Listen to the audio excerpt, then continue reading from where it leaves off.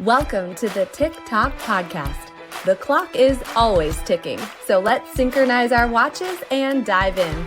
I'm your host, Callie Brigham, and I'm here to help you make time for what matters.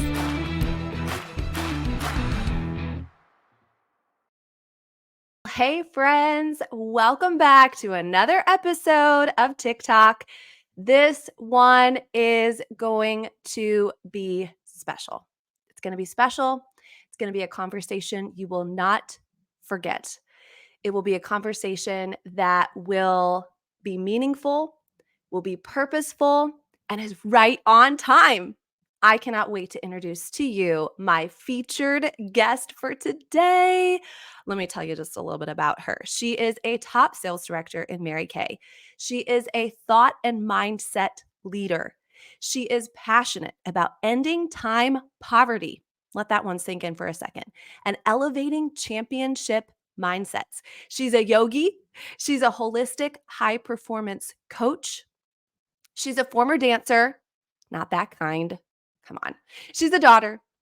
She's a wife of a guy named Josh. And I just tell you, if you're married to a Josh, that's a good thing. I'm married to a Josh. She is the bestie of the podcast leader, she says, self-proclaimed, but it is true. She's a massive Chiefs fan. She is committed to inspiring joy, radiating love, igniting hope, and transforming lives for both more peace and progress. Anybody already guess who it is? If you know her, you're like, hands up, hands up. I know who that is. On a personal note, I will say if you've ever gotten a birthday message from her, you will treasure that more than anything. And not only that, but she is the kind of person that takes you higher by going deeper. So please welcome to the TikTok stage, shine the spotlight on my incredible girlfriend, Christi Campbell. Cece, you're here. Yeah, happy good morning, good day, whatever time you're listening to this, may it be with much joy and delight. I'm happy to be here. I'm happy to be with you specifically, Callie, and you, our listeners. I just claimed it as our listeners. What a good thing you're doing here, my friend. I'm so tickled pink to be a part of this.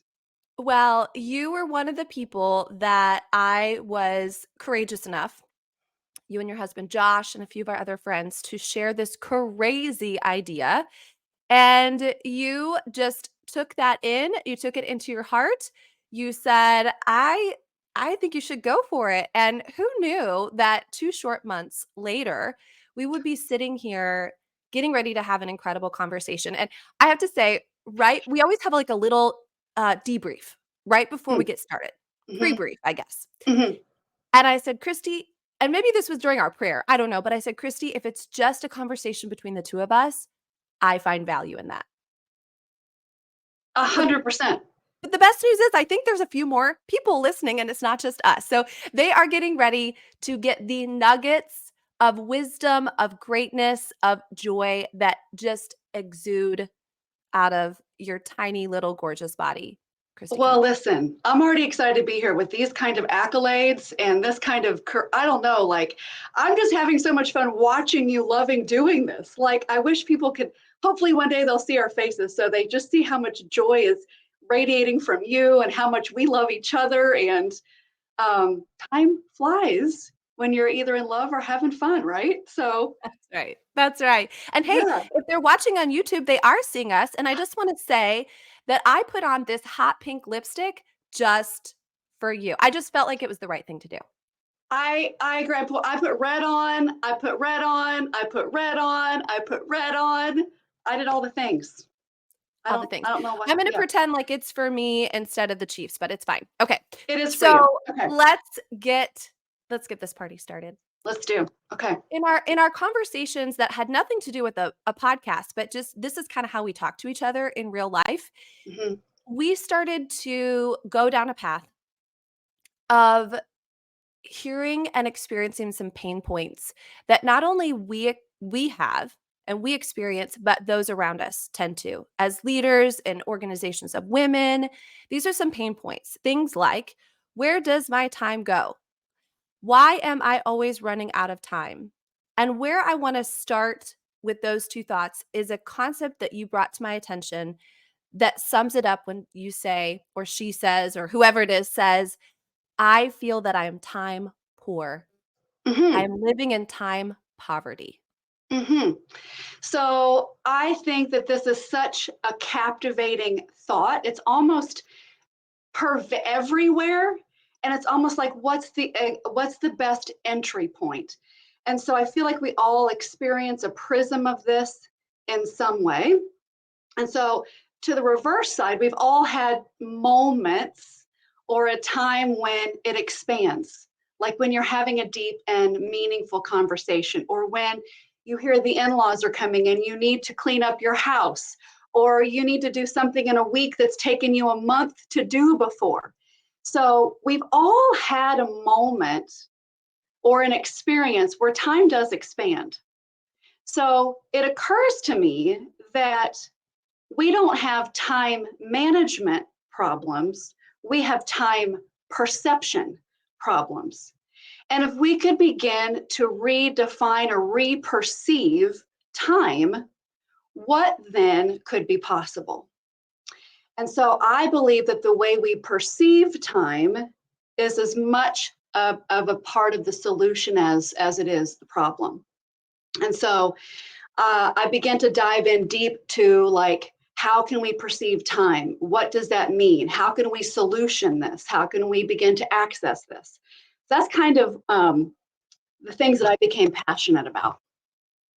So we can see each other as we're recording this on video. And I don't know if you saw, first of all, my face, which just kind of froze for a second in absorbing the concept that you just had, and also pulling out my phone to take notes. Because I'm not going to use a pen. I know you could hear that scratching probably if I were writing and taking notes on a piece of paper. But I went ahead and I pulled out my phone and I started to take a note. My very first official episode was about the myths of time management. My second episode was about the truths of time management. And I never really thought fully about the idea of time perception, Christi. Time perception. What a unique way that time perception as I'm taking notes. Okay. So, let's unpack that a little bit more. So, it's not just about everybody has this amount of time, or some people are better at regulating their time, or some people have less on their plate, or some people. So, I find a huge comparison game can happen, but the reality is the perception of how you look at time, how you've been taught about time is the reality. So go there a little bit. Explain to us. I know you've been a student, and I said that too. You're a student of time and time mastery and time now perception. Go with that a little bit. Yeah, so I feel like if we as a collective whole, whether that's individually or collectively, want to learn to master this thing called time, we do have to become a great student of it. So the question we begin to want to answer is, well, okay, so if I've had a moment of expanded time or elastic time, what then is the perception so I can live in that more? So I can have expanded time more often. So then let's create some definitions for us to begin to look at how we're perceiving time. So if we looked at the original Greek translation of the Bible, and I think there's even a verse in the Ecclesiastes, is it Ecclesiastes 3:1? Is that what it is? It says, to everything there is a purpose, and there is a purpose for every time, or something like that. Ecclesiastes 3:1. It's not quite Yeah. right. Yeah, you know Yes. what? How about I'll look that up as you're talking because I wanna get that right. And there is a time for everything. Isn't that what we're, Yes, there is a basically the purpose. essence of it? Let's see, I pulled it up right now. It says, "For everything there is a season, a time for every activity under heaven." Yes. And I saw a translation that said purpose. So for every purpose, there is a time, and for every time, there is a purpose. So then, if you begin to look at it that way, then we're all hardwired with enough time and enough purpose. And so how you begin to perceive time is then different. So in the early Greek translations, there's two definitions of time. And the first definition of time is chronos, Chronos, which is the root for chronology. Okay, so that is seconds, minutes, ticks on a clock. It's our ticks, it's our hours, it's linear, it's finite. All right, there's nothing wrong with this kind of time. It comes in really handy when we're planning something, when we're prioritizing something. But it can have a really interesting outpouring. I don't want to say downfall, but if you are attached to linear time, now all of a sudden you might run out of time. And if you think you're going to expire an opportunity, a conversation, a moment, a second, now the byproduct is hurry sickness, anxiety, restlessness, burnout, sleeplessness. How many of us deal with that? Because we're addicted to a perceived amount of time that is finite. And so it's a fear-based thought. So if you continually say to yourself, I'm out of time, it's not that you lack time, it's just that you have a lens of lack. And so you have an erroneous perception. That's the only problem. You manage time probably quite beautifully if you're a master planner. So kudos to you. But if you're experiencing any of those things, restlessness, sleeplessness, anxiety, burnout, because the tendency is to want to do more if you think you're going to be out of time. And so you might be more productive, but at what cost? And so if we really want to raise our peacefulness and be productive, we need to have a different perspective, okay? Or at least an additional one, so you can kind of keep a balance of time.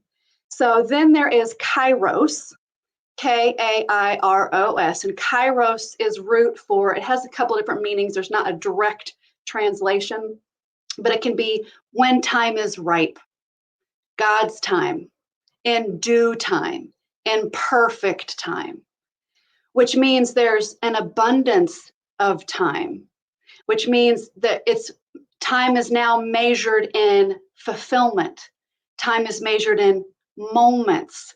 Time is measured in lavishness.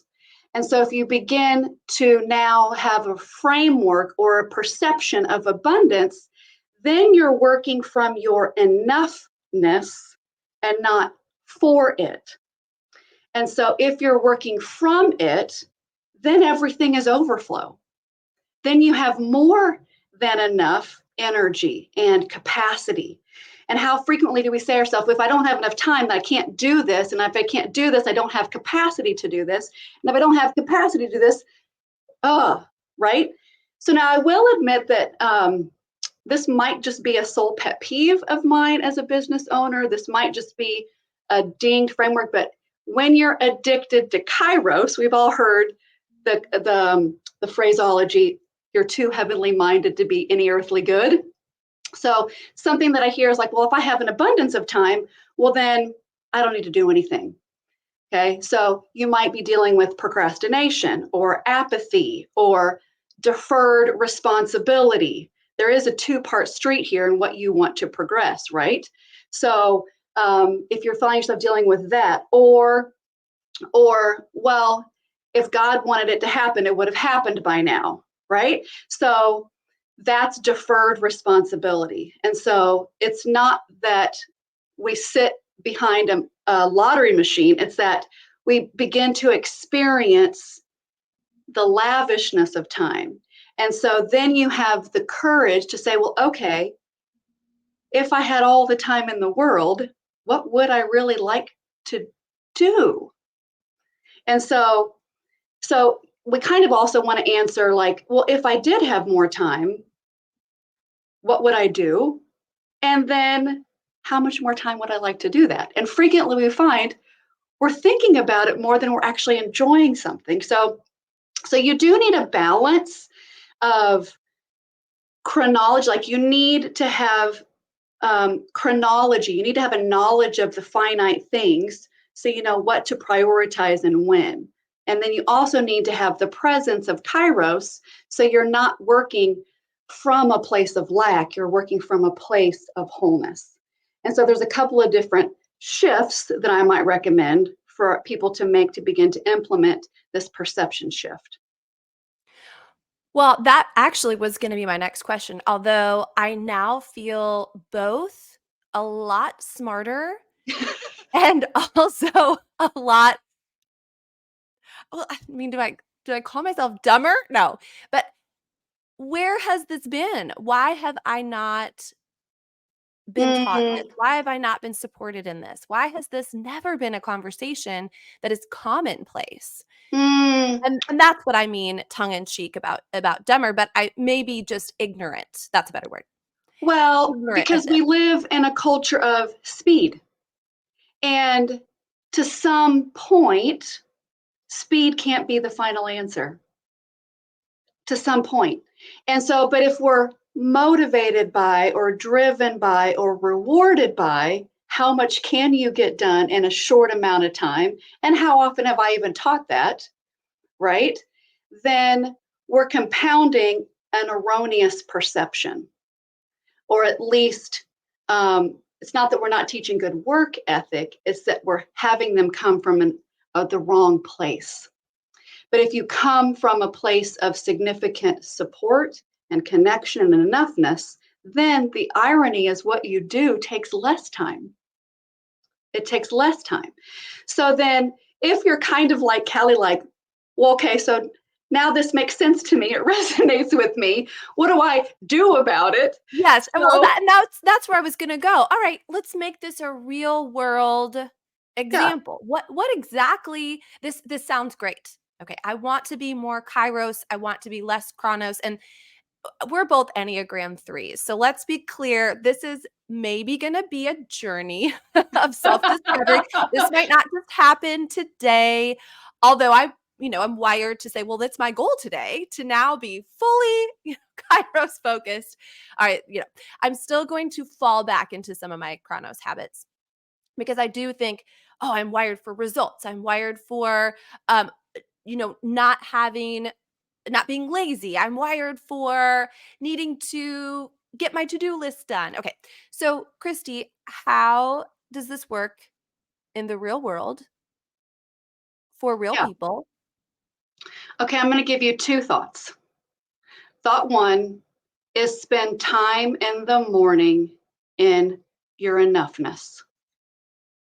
So maybe repeat to yourself, I have enough, I know enough, I do enough, I am enough. And when you begin to realize how lavish your enoughness is, then your work is not only inspired work, it's worship. And then it becomes fun. And then it becomes your offering to the world. It's not something you have to do because it's on a checklist. It's because it's from the wellspring of your heart. And you're just working in overflow. And that is an infinite supply. And we just forget that the universe is infinitely abundance. So, whatever you have to do to remind yourself of that, I like the morning. You can do it in the middle of the day. You can do it in the car pickup line. You can do it when you're on your walk in nature. You can do it to whatever to remind yourself. And maybe it's just a phraseology change. Maybe you do remind yourself that the universe is not only efficient, it's extravagant. So you can be efficient and extravagant because you're a child of the great heavenly creator. Time is lavish. You can continue to tell yourself that. You can you can say, maybe I'm going to move from I don't have enough time to I'm practicing a mindset of abundance. You can say, I relax into peace easily and joyfully. And when I'm relaxed, my hand is more efficient and more compassionate and more effective and more freeing or transformative, whatever your word is. Okay. So that's the first tip. By the way, you know what would be really special is if you would just record that. There's just no one that can say it like you say it, Christy. So just record that mm, for me. I'm gonna play that every morning in my oh, enoughness. But truly starting off each day, because let's mhm. be clear too, maybe yesterday, I like to say, went off the rails. Maybe yesterday was not a day with harmony. Yesterday was not a day where you felt that you were enough. We can begin again each day. So, all right, thing number 1, I'm just going to replay Yeah. in my mind, I guess. I'll replay in my mind what you just said. Thing number 2 is Well, let me finish number one with, and you didn't cut me off, by the way. I just thought as you were talking, it's like the whole point of that is you proceed from your enoughness instead of having to seek it in your work. So, whatever it is, you need to come home to yourself to proceed from that, is what I would invite you to do in step number 1. Okay. So, step number 2 is, well, all right. So, if we're going to answer the question like we did before, so what would you like more time to do? And how much time would you need to do it? Some of those questions you know on the front end, some of them you don't really on the back end until the back end. But there's a style of training. It's called Ayurveda. This is only a quick little backstory. Aryu is Sanskrit for life.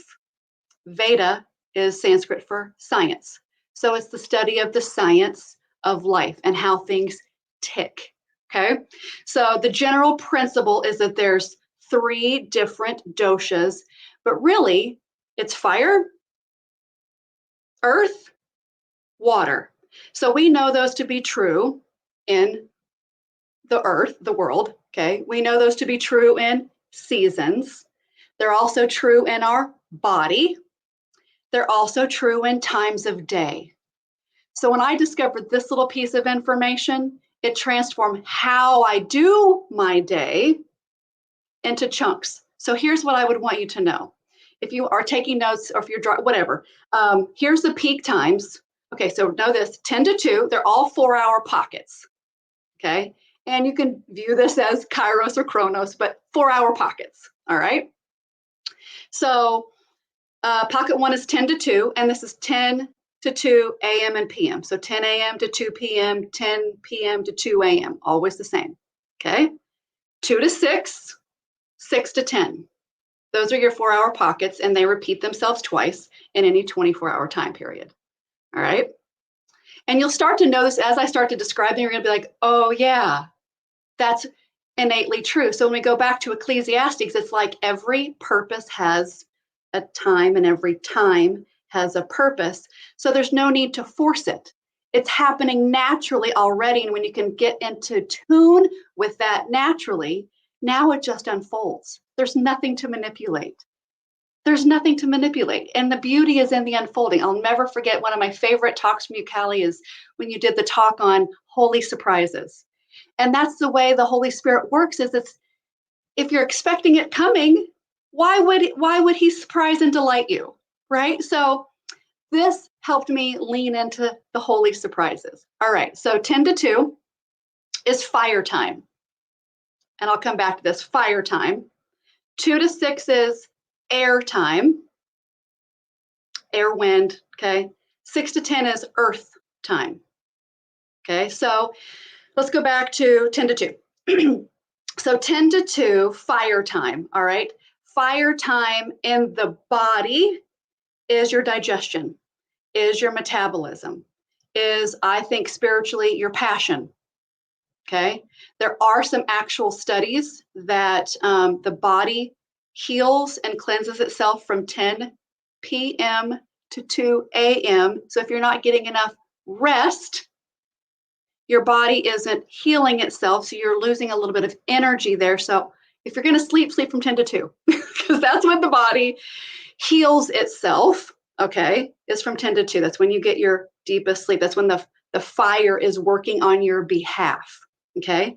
Now, during the daytime, that's typically our most productive time. That's when all the meetings are scheduled. That's when you have peak energy. That's when you want to eat your biggest meal because you have the most digestive fire to digest it for you.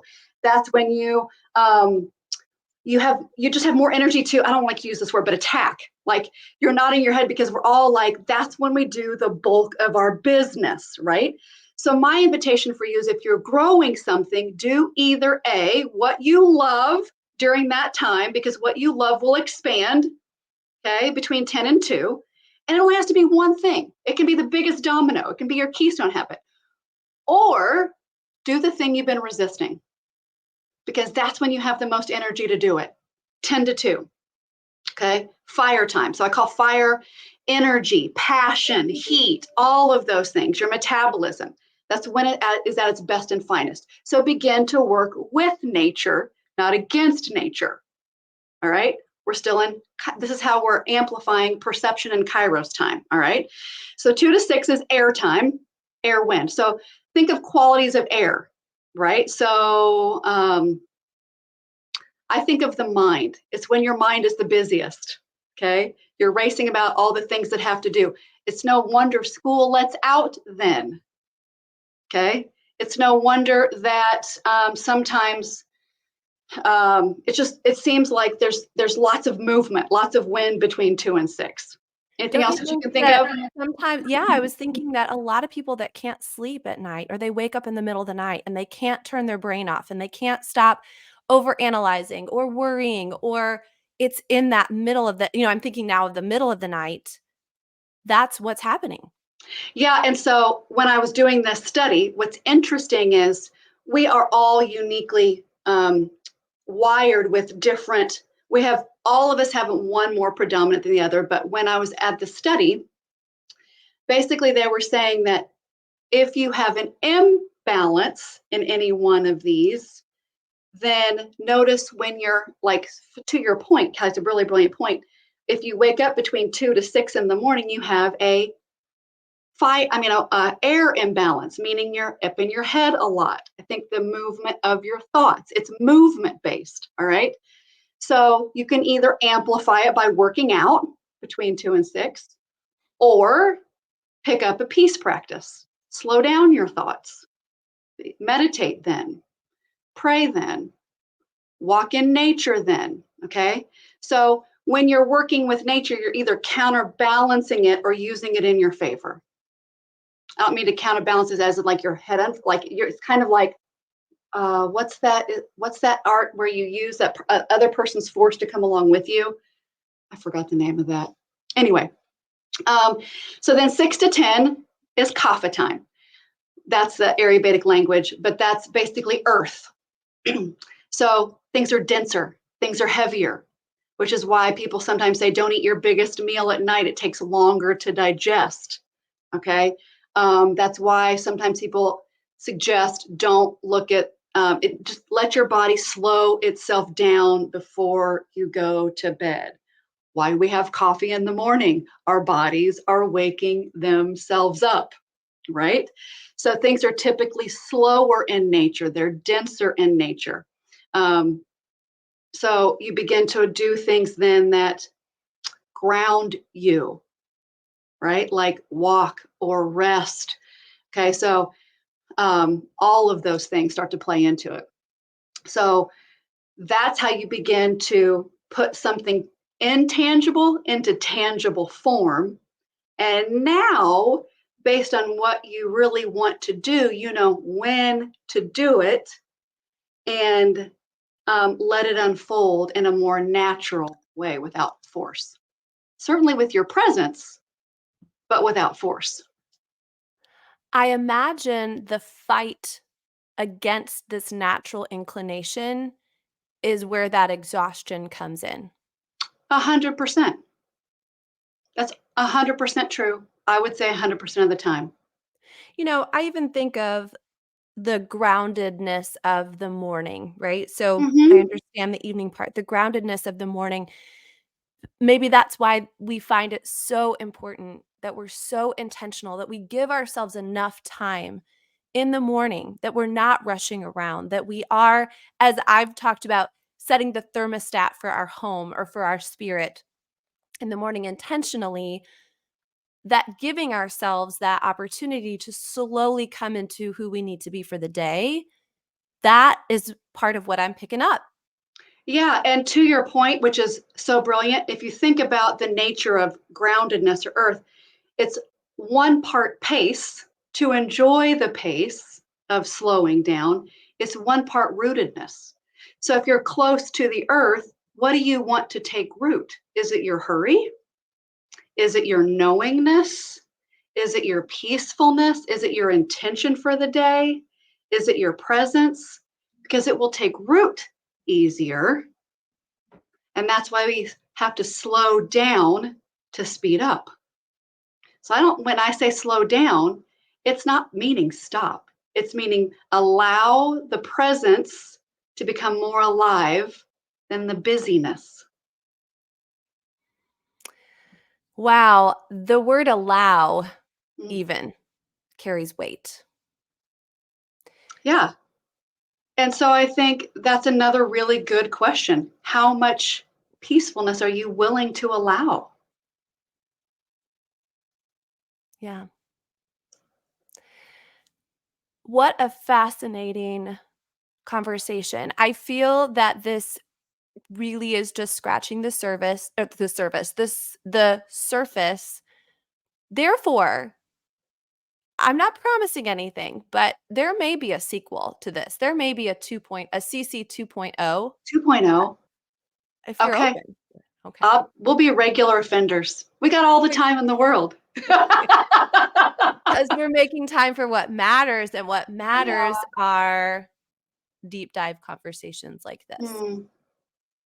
Thank you for opening our eyes to what really has been in front of us, because God's created it to be that way. This is not contrary to his creation. This is precisely how he designed us. And the reflection of how he designed us is the perfect way, the perfect path. And you described that for us. You explained that to us. You prepared us for that. And then you gave us the way in which we can start to redirect. And so I think this is going to take this does not happen right away, right, Christy? This is going to Mm. take some time. This is going to take some intention.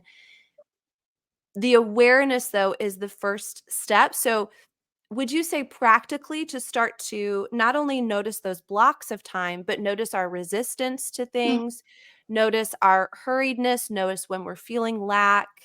To me, those are some areas that I know I'm going to work in as I look at my pages of notes that I've taken. And let me tell you, it's not easy to host it, ask questions, and take notes, but it needed to happen today for me. I got notes. I think All the right. only final thing to add to that is I think today feels a bit content, not heavy, but enriched. And so you might want to take a moment to digest it, hoping we'll air this between 10 and 2. Okay. But I think it's really important when you say call your awareness to something. I think we can simplify it if we're allowing it to be simplified, is that in a moment, all of time is created from either a fear-based thought of I lack time or a love-based thought, which is abundance. And we came here to live abundantly in all areas, in our wealth, in our health, in our relationships, in our time. Why do we leave time out of our abundance? So if you're aware enough to say, oh, that's a fear-based thought, oopsie daisies, that's okay. Just don't allow it in your mind anymore. Just say, I have a perception there. I can change my lens without beating myself up, and then move it to a more abundant thought. Change your lens. And it could be as simple as that as a practice. And when it goes off the rails, you just come back to the lens. It might go off the rails. Hope it does. So you have a chance to practice changing the lens. How great. What a beautiful freeing thought to wrap this up. We hope it goes off the rails, not because this is an opportunity for you to have shame, but because this is your first best opportunity to say whoopsie daisies, which I'm going to just go around saying whoopsie daisies from now on. I don't think that's used enough. Whoopsie daisies. And be excited and say, this is exactly what Christi said was going to happen. I am right on track. Now I get to use those tools that you gave me. In due time. In due time. Christi, I have one last question for you. Okay. If I were to gift you Mm. an extra hour of time, not accounted for, this is a bonus hour in which you can do whatever you want. What will you do with that hour? This is a good question. And I will say to the listener, she did prep me for this, and I have to admit I didn't have an instant answer, nor do I think that I still do, other than another hour-long conversation with you. Okay. I'll take that. Yes, me too. I think my doingness would be whatever it would take for me to remind me of my beingness. So whether that's an hour in nature, whether that's an hour with the word, whether that's an hour with silence, slowing down my thoughts, whether that's an hour in deep conversation, something to remind me that love is all there is. Beautiful. Beautiful. And I love every opportunity that I have to be better and to learn and to grow and to expand. And I said to you before this too that I wanted it to be obvious that our hearts are aligned, our brains to align, to connect heart to heart, soul to soul, brain to brain, spirit to spirit. And that's exactly what I feel has been accomplished today. Thank you, Christi. And then some. I love you.